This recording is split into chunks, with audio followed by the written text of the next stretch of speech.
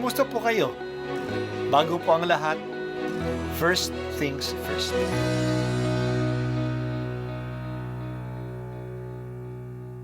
Good morning po. Sinisimulan po natin ngayon ang first things first. At dito po, tinatalakay natin sa unang bahagi ng umaga natin ay ang first readings na binabasa po sa banal na misa.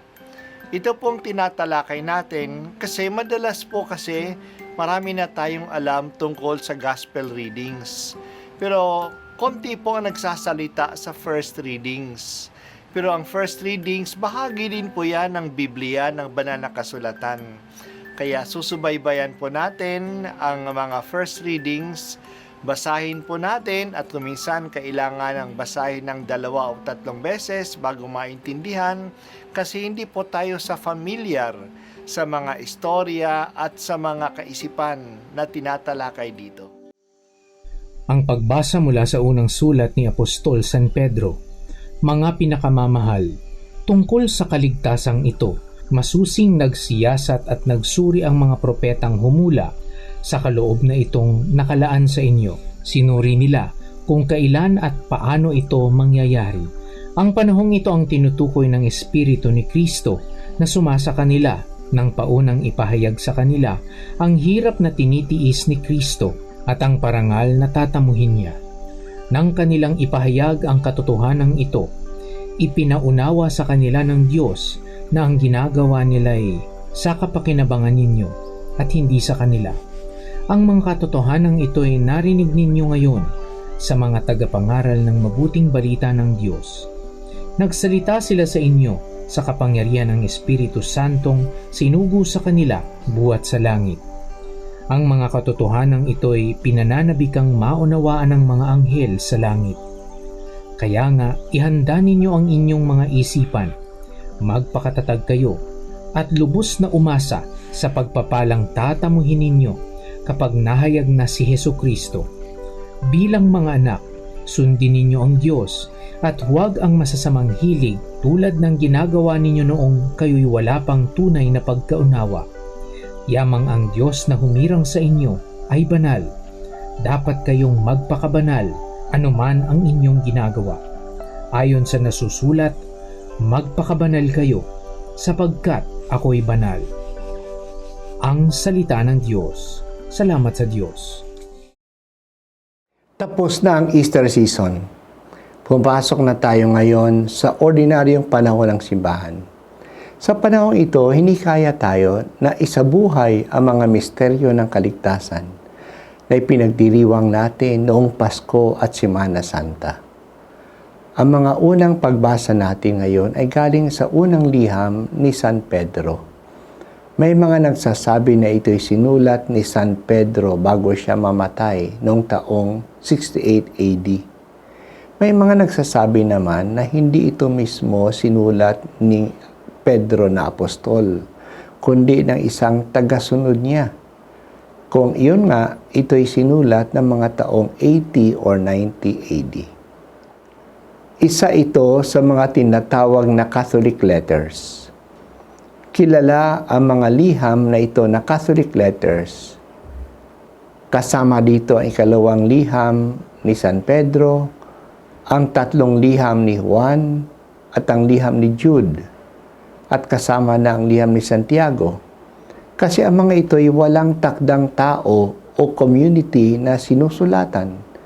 These letters are addressed to all, kaya tinatawag na Catholic, pangkalahatan. Kaya ang tinutukoy sa mga liham na ito ay ang pangkalahatan o pangkaraniwang karanasan ng mga tagasunod ni Kristo. Sa pagbasa natin ngayong araw, ang pinag-uusapan ay ang kaligtasan na ipinakaloob sa atin. Siniyasat, sinuri at inabangan ang kaligtasang ito ng maraming tao. Sinuri nila kung kailan ito mangyayari at papaano ito mangyayari. Ipinahayag ito sa atin ngayon. Tayo ang nakinabang dito. Ang kaligtasan ay dumating sa mga hirap na tiniis ni Kristo. Narinig na natin ngayon ang sinulatan ni Pablo, ang pangaral ng mabuting balita ng Diyos. Nakarating sa kanila ang magandang balitang ito sa kapangyarihan ng Espiritu Santo. Napakadakilang katotohanan ito ng kaligtasan na ipinananabik kang unawain pati ng mga anghel sa langit. Dahil sa dumating sa inyo ang kaligtasang ito, ihanda na ninyo ang inyong kaisipan. Kaya magpakatatag na kayo at lubos na umasa sa pagpapalang tatamuhin ninyo kapag nahayag na si Kristo Jesus. Ang paghahandang ito ay nangangahulugan na huwag na kayong sumunod sa mga masasamang hilig ninyo noon. Sundin na ninyo ang Diyos. Hinilang na kayo ng Diyos upang maging banal, kaya magpakabanal kayo. Ang pagpapakabanal ay hindi isang option. Ito ay isang utos ng Diyos. Sinulat ito sa banal na kasulatan. Magpakabanal kayo kasi ako'y banal, wika ng Panginoon. Dahil dito, dapat tayong magpakabanal anuman ang ginagawa natin, anuman ang gawain natin. Ang kabanalan ay mataas na hamon sa atin. Hindi lang sapat na tayo'y hindi magkasala o tayo ay mabait o mabuti. Dapat tayo maging santo, maging banal. Napakahalaga nito kasi hindi nga tayo makalalapit sa Diyos kung hindi tayo banal. Ibig sabihin, hindi tayo makakapasok sa langit kung hindi tayo banal. Kaya ba natin ito? Oo, kasi ibinigay sa atin ng Espiritu ng Kabanalan, ang Espiritu Santo. Buksan lang natin ang ating sarili sa Kanya at sundin lang natin ang udyok ng Espiritu Santo. Halina, Banal na Espiritu. Come, Holy Spirit, renew the face of the earth. Baguhin mo ako at gabayan sa landas ng kabanalan.